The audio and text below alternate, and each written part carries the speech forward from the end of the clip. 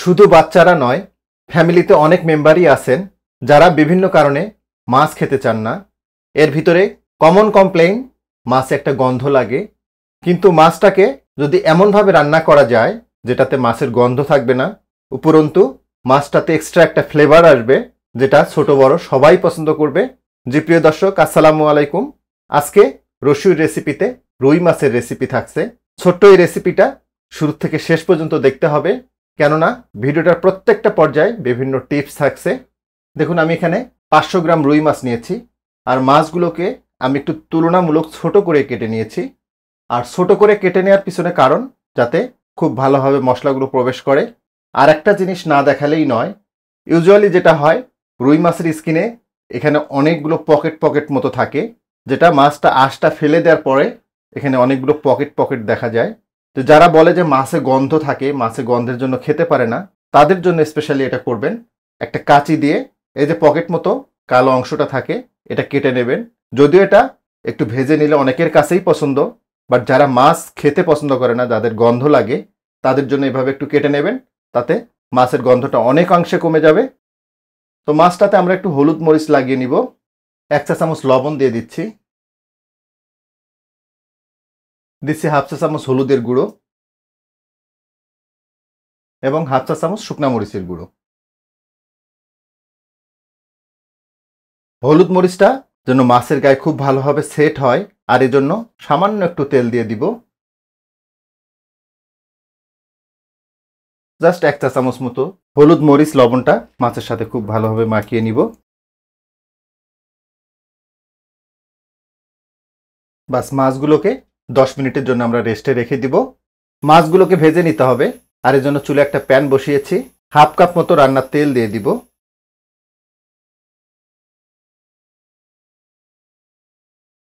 তেলটাতে 1 pinch পরিমাণ লবণ দিয়ে দিচ্ছি। লবণটা দেওয়ার উদ্দেশ্য, লবণটা দিলে মাছগুলো ভাজার সময় পাতিলের তলায় আর কখনোই লাগবে না। দেখুন, তেলটা খুব ভালোভাবে গরম হয়ে গেছে। এখন মাছগুলোকে দিয়ে দিব। তবে শুরুতেই বলে রাখি, মাছগুলো কিন্তু কোনো অবস্থাতেই কড়া করে ভাজা যাবে না। জাস্ট লাইট ব্রাউন করে ভেজে নিতে হবে। বেশি কড়া করে ভেজে নিলে এতে তেল মশলা খুব কম ঢুকবে।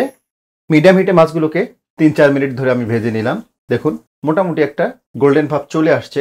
তো এটা হয়ে গেছে, আমরা নামিয়ে নিচ্ছি। দেখুন,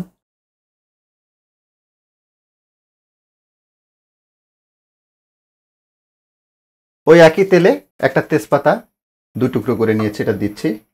সেই সাথে দিব 1 কাপ পেঁয়াজ কুচানো। পেঁয়াজগুলোকে জাস্ট লাইট ব্রাউন করে ভেজে নিব, তবে কড়া করে কোনো অবস্থাতেই ভাজা যাবে না। মিডিয়াম হিটে পেঁয়াজগুলোকে 3-4 মিনিট ধরে আমি একটু ভেজে নিলাম। দেখুন, এটা অনেকটাই সফট হয়ে আসছে, পাশাপাশি লাইট ব্রাউন কালার চলে আসছে। এখন এখানে দিয়ে দিচ্ছি হাফ টেবিল চামচ রসুন বাটা এবং হাফ টেবিল চামচ আদা বাটা।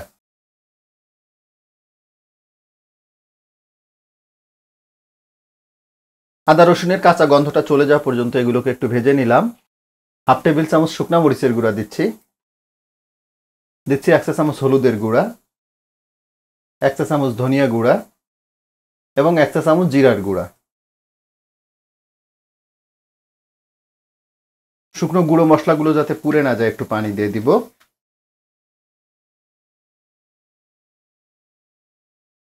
প্রায় 1 কাপ মতো পানি দিয়ে দিলাম। লবণ দিচ্ছি 1 চা চামচ মতো। লবণটা বুঝে দিতে হবে, কেননা মাছটা ভেজে নেওয়ার সময় আমরা লবণ ব্যবহার করেছি। এইবার একটু বলি আপনাদের, এই রান্নাটায় পেঁয়াজটাকে গলিয়ে ফেলতে হবে। যেহেতু মাছ দেওয়ার পরে আমাদের সেটা সম্ভব না, এজন্য মাছ দেওয়ার আগেই মশলাটাকে খুব ভালোভাবে কষিয়ে নিব, যাতে পেঁয়াজগুলো খুব ভালোভাবে গলে যায়। ঢাকনাটা লাগিয়ে দিচ্ছি। চুলের জালটাকে মিডিয়ামেই রাখবো। মিডিয়াম হিটে মশলাগুলোকে প্রায় 12 থেকে 15 মিনিট আমি কষিয়ে নিয়েছি। দেখুন, পেঁয়াজগুলো কিন্তু অলমোস্ট গলে গেছে। ঠিক এভাবেই কষিয়ে নিতে হবে। দিচ্ছি 1.5 টেবিল চামচ মতো সাদা সরিষা বাটা,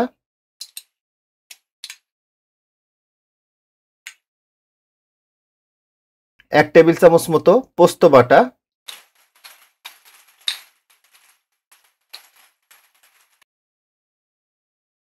পোস্ত বাটা এবং সরিষা বাটাটা দেওয়ার পরে আবার একটু কষিয়ে নিতে হবে। বেশি না, মাত্র 2-3 মিনিট মতো কষিয়ে নিলেই হবে। ঢাকনাটা লাগিয়ে দিচ্ছি। এই পর্যায়ে চুলার জালটাকে মিডিয়াম লোতে রাখতে হবে। মিডিয়াম লো হিটে মশলাগুলোকে আরও 2-3 মিনিট মতো আমি কষিয়ে নিলাম। মশলাটা খুব সুন্দরভাবে কষানো হয়ে গেছে। সেই শুরুতে ভেজে নেওয়া মাছগুলো এখন দিয়ে দিচ্ছি।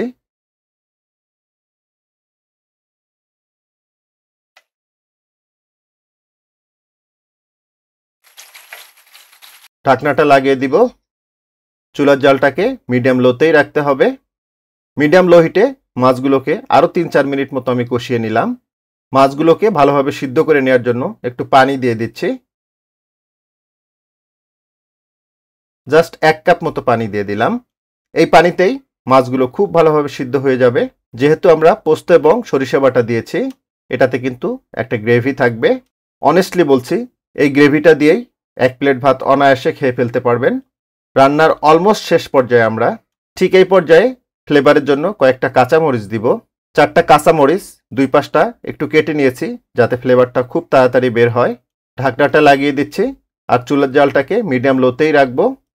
মিডিয়াম লো হিটে মাছটাকে 7-8 মিনিট মতো রান্না করে নিলাম। রান্নাটা খুব সুন্দরভাবে হয়ে গেছে। দেখুন, তেলটাও খুব চমৎকারভাবে ছেড়ে দিয়েছে। দেখুন লুকটা কত চমৎকার হয়েছে। আর গ্রেভিটা দেখুন কতটা লোভনীয় হয়েছে। জাস্ট এরকম গ্রেভি থাকলে মাছ ছাড়াই 1 প্লেট ভাত খাওয়া হয়ে যাবে। এর ফাইনাল লুকটা দেখুন, এটা কতটা লোভনীয় হয়েছে নিজেরা দেখেই বুঝতেছেন। এভাবে মাছ রান্না করবেন, যারা মাছ খায় না, সে হোক ছোট কিংবা বড়, তারা চেয়ে চেয়ে মাছ খাবে। অনেস্টলি বলছি এবং অভিজ্ঞতা থেকে বলছি। তো আজকে এ পর্যন্তই। আবার নতুন কোনো রেসিপি নিয়ে আপনাদের সামনে আসবো। সে পর্যন্ত সবাই অনেক ভালো থাকবেন, সুস্থ থাকবেন, নিরাপদ থাকবেন। আল্লাহ হাফেজ।